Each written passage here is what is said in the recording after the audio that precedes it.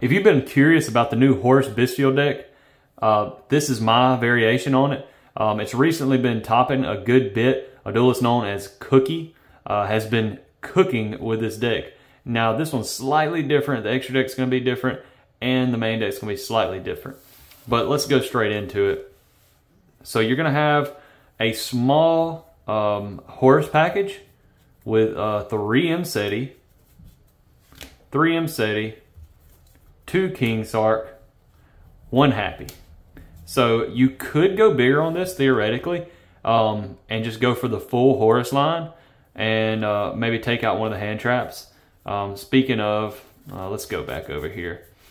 We'll save the hand traps for last. Playing the 1 of Chaos Dragon, 1 of Red Eyes Darkness Dragon, 3 of the Seiferts, 3 of the Black Metal Dragons, and now for our 1 of spells, Crimson Gaia, Branded Regained, and we're going to play 1 Ringworm. Also the Chaos space is a little mixed up. Vision Resonator, 2 of these, could go up to 3. It can be handy. And then the Bystial package, full Bystial package. 3 Lebellion, 1 Magnamut, Bystial Sarnir at 2, Bystial Druid Worm, just 1. This is your bread and butter in this deck, I would say. And you could sub out some of these hand traps for DD Crow and just make this all about banishing. But that's kind of up to you. 3 Nib. When Nib goes through at the right time, it can just crush. 3 Talents. This could be maybe Act 2, but you kind of want to see it, you know, because this deck can get ashed a good bit. Ash Blossom, Enjoy a Spring. Speaking of, you got to be playing that. And then 3 of the Imperm.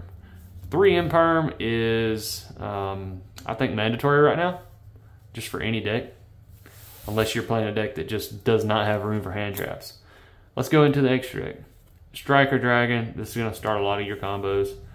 IP, you know why. Hieratic Seal, this is another one. This is very critical. When you want to go big, you know, go big or go home. Despater, Baron de Fleur, and the Chaos Angel. This is one of the decks that can actually make Chaos Angel properly, to where it's like indestructible basically. Anyways, and then here's one of the difference. Blackluster Soldier, Soldier of Chaos. There's a lot of times where you may only be able to get like a Viz, a Bystial, and maybe another Vision or the Ringworm or something, and you just need to make this. Well, there you go. That's a powerful Link 3. Zeus, Typhon. Every now and then you're going to get into a situation where this is your last shot, and sometimes it'll work. Number 38, sometimes you know you need a spell negate, and there you go. Zombie Vampire, you really want to mill in this deck. There's a lot of times where you can get free summons. Plus, you may be able to get rid of something that you wanted to get rid of from your opponent, or maybe they have something really powerful you can summon. Little Knight, you just got to play it. You just got to play it right now. It comes up, and when it comes up, it's so good. This is where a lot of people are kind of torn, but playing the Red Dragon Archfiend package with Crimson Gaia, when this actually happens and it all works right, it's just destructive. And then 1 Dark. A lot of people are still on Darks, so this is a good way to get a monster. Then Link and make SP. Just a lot of plays there with that. So yeah, like I said, this is a short little video. I do want to point out a couple things. So your hand traps, of course, that's optional. But I say Ash and Imperm are still the best.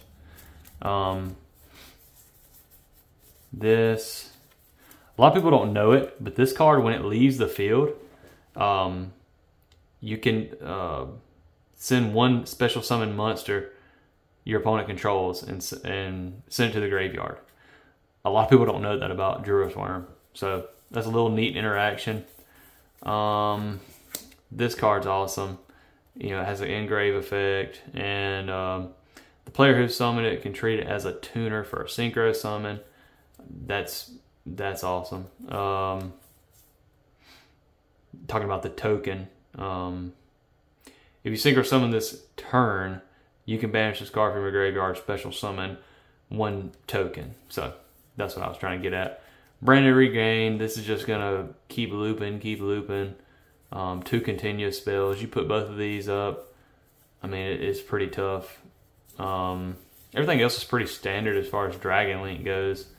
Now, up in the Horus stuff, if you want to go more Horus and less Dragon Link, you can do that. But, you know, it can get kind of bricky when you have the other 2 guys. Then you have 3 hard bricks in your hand. But there's a lot of times where your hand may look like this, so you can send both. Then you already got both in the grave, and you got your King Sark and a +1. But really, that's all there is to this deck. It's not that complicated. It's a pretty simple deck. You just have to know which line to go and where and when to go into it. So anyways, guys, thanks for watching. Have a good one.